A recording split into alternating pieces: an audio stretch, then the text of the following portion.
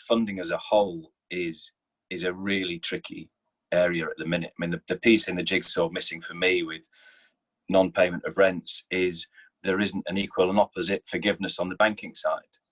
And so, that's where the landlords are in a really tricky spot.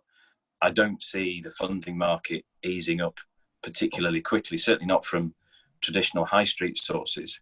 So I think increasingly developers will have to look more towards non-bank providers of finance, overseas providers of finance. Will... A lot of business support and grants and funding has been made available to occupiers.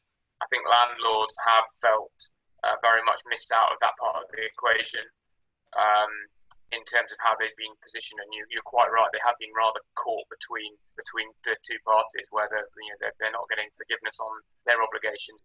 If you think about why so much activity is suspended now, a lot of it hangs off valuation uncertainty.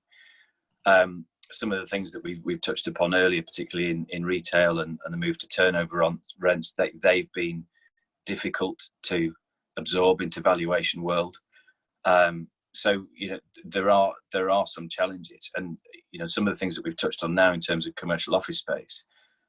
If the footprint is the same but the number of people occupying it might be fewer, is the tenant therefore prepared to pay the same amount of rent? And therefore we've got to figure out the metrics.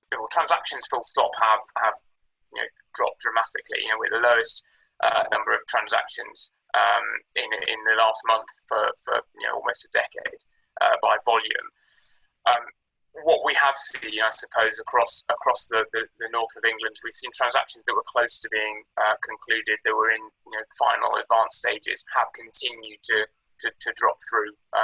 The majority of those have still come through. Deals have been slowed down.